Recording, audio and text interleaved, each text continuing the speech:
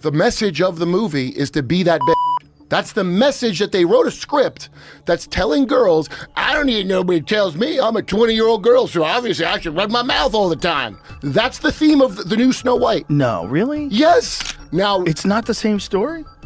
no. Honey, let me tell you something right off the bat. When Joe Rogan and Bill Maher both side-eye your Disney remake, you know the drama's about as hot as fresh-fried catfish.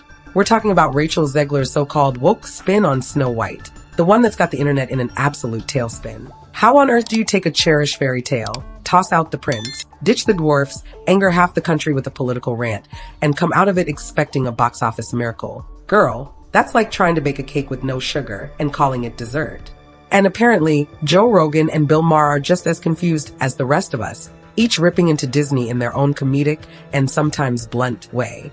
We're about to get into how Rachel's modern approach got the cold shoulder from Disney fans, how her political heat pushed folks away, and how two of America's biggest talkers, Joe and Bill, took one look and said, hold up, this is a mess. Brace yourself, because the meltdown is real, the tea is hot, and sis, we're about to spill every last drop. Whether you're a longtime Disney lover or a passersby who's just here for the drama, settle in for the roller coaster ride. That is this Snow White fiasco. No runaround, no fluff, just the real story of how a beloved fairy tale turned into a cautionary tale. Let's get right to it. Now, for a minute there, folks were hyped to see Rachel Zegler in the iconic role of Snow White. Homegirl can sing, she's got that Broadway flavor, and she freshened up West Side Story with her talents. That was the vibe going in. This girl's up and coming. Let's see what she does with Walt Disney's first princess. Even Bill Maher took a moment on his show, Real Time, to say he was intrigued by the idea before everything went off the rails. Because, baby, the rails got dodged the moment Rachel started talking about that OG 1937 cartoon, like it was some dusty antique that needed to be thrown out. She called it outdated, and some folks swear she used words like weird or creepy. I mean, you know, the original cartoon came out in 1937, and very evidently so. There's a big focus on her love story with a guy who literally stalks her. Yeah. Weird. Now, I'll give her credit.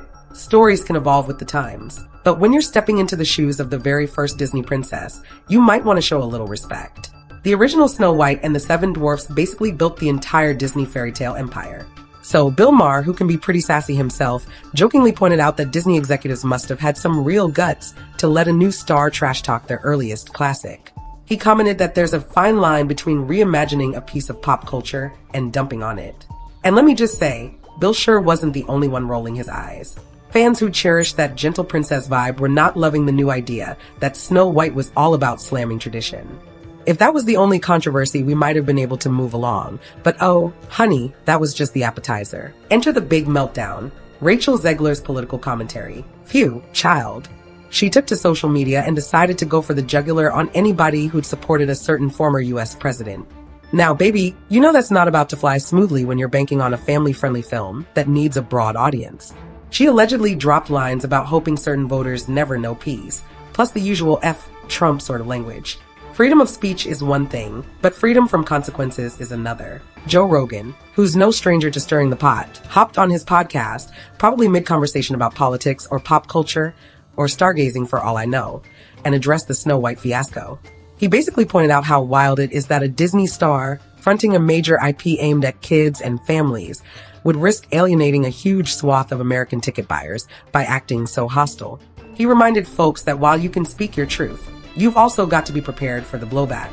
Now, some people tried to defend Rachel, saying she was just voicing her convictions, but others felt her approach was too blunt, even hateful.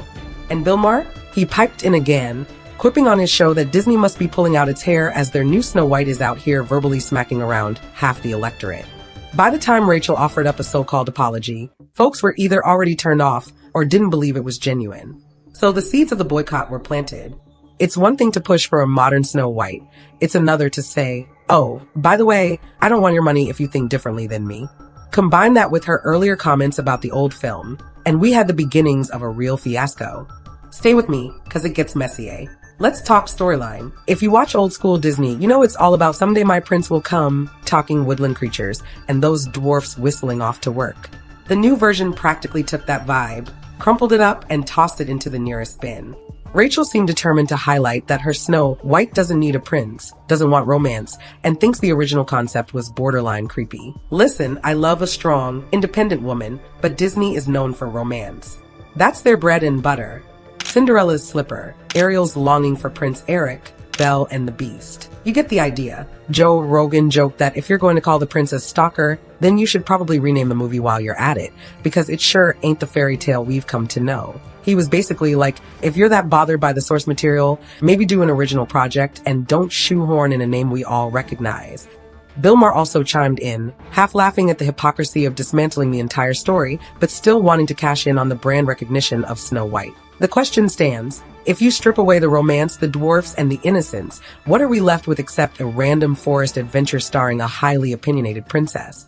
Fans felt it lacked warmth, that intangible Disney magic that let them believe in happily ever after, even if just for an hour or two.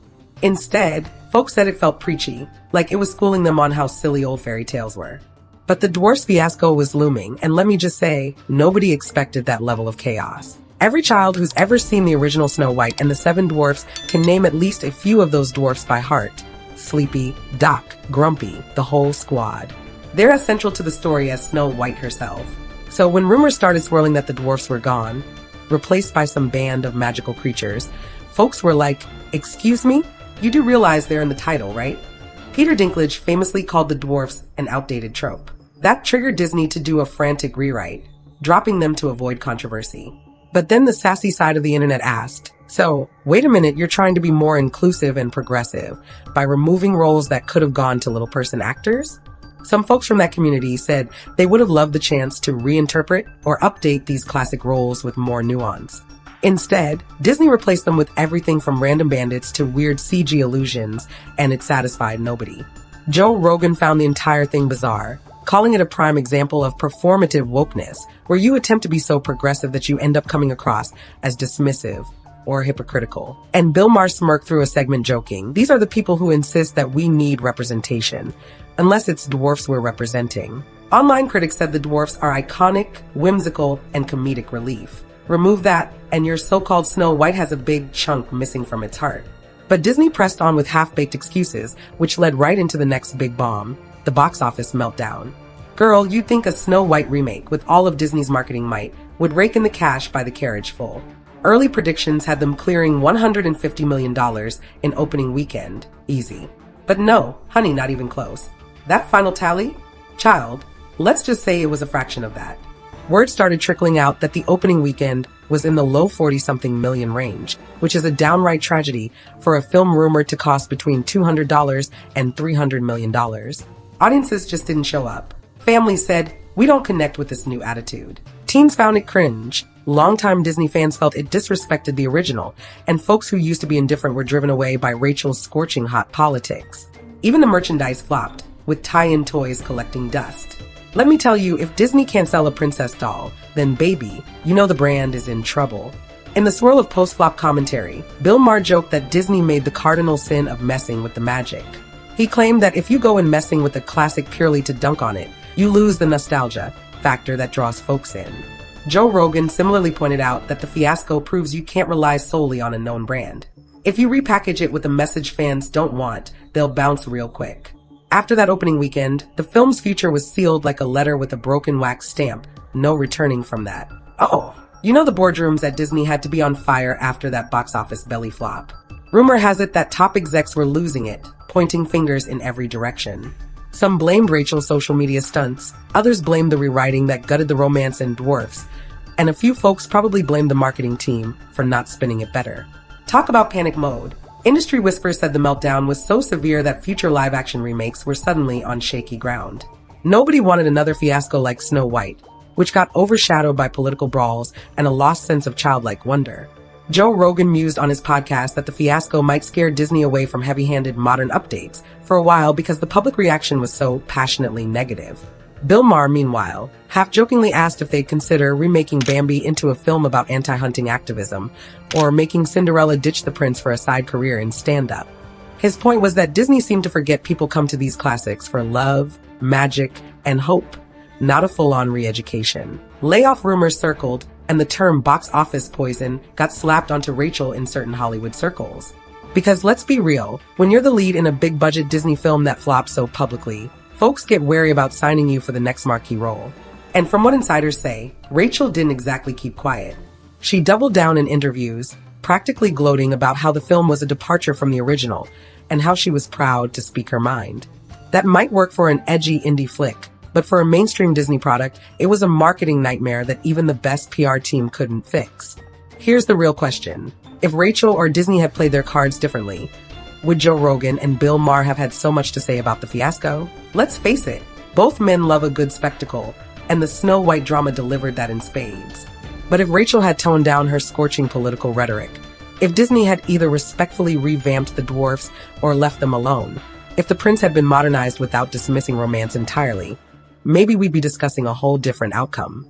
Plenty of modern Disney princesses strike a neat balance between independence and heart. Tiana from The Princess and the Frog works hard for her dream, yet still finds love. Elsa from Frozen deals with her own powers, but also learns about familial and personal connections. Heck, you can even push boundaries, as long as you don't treat the original source material like it's worthless. That's what folks wanted, an update, not a teardown. But when you're insulting half your audience, reworking iconic characters into bland placeholders, and acting like a classic love story is shameful, you set yourself up for critics like Rogan and Maher to feast on the negative publicity. They don't hold back, and the controversies basically wrote their talking points for them. Fans were left wondering why the House of Mouse decided to rebuild the story from scratch instead of gently modernizing it. The entire fiasco ends up feeling like a cautionary tale for studios. Respect your legacy and don't pick fights with your core audience. So there we have it. Snow White gets dragged through the mud by its own lead actress's political rants, a heavy-handed rewrite that acts as essential characters, and an overall vibe that left folks hollering, "Where's the magic?" Not only did the film bomb at the box office, but it also got the side eye from major cultural commentators like Joe Rogan and Bill Maher, who rarely see eye to eye on anything. If those two are both calling out your project for stepping in it, you know it's a doozy. When we strip it all down, the moral of the story is pretty simple. If you're gonna remake a beloved classic, at least show it some respect. Don't come for the fans' nostalgia. Don't wave off the sweet romance that made it iconic. And definitely don't alienate huge portions of your ticket-buying public by telling them you hope they never know peace. You can be modern and inclusive without tossing the old charm and the broad audience it attracts. The dwarfs could have been done right with an inclusive spin. The romance could have been updated for a modern audience. Snow White could still be progressive while cherishing that sparkly Disney fairy tale essence. But that's not what happened. Instead, we got a meltdown so big, it left the studio reeling, the star's reputation tarnished, and folks at home shaking their heads. Disney learned the hard way that brand recognition alone can't save you if you don't deliver on the heart of a classic. And for Miss Rachel Zegler, it's a rough reminder that being outspoken can come with a price, especially when your name is slapped across a $200 million project. The same folks you might be insulting are the ones whose ticket money you need. It's almost poetic that Joe Rogan and Bill Maher, two guys known for dissecting culture from different angles, ended up ripping this fiasco in strikingly similar ways. So, what do y'all think? Could this have been saved if Rachel had kept her politics low-key, and if Disney had found a classy way to modernize the dwarfs and the love story? Or was this remake destined to fall flat the minute it started acting like the original's entire premise was worthless? Either way, the meltdown might make Disney rethink future live-action remakes. And maybe, just maybe, next time they'll let a princess have her romance and her strength, keep the dwarfs around for that whimsical comic relief, and keep the actress from scorching half the audience on social media.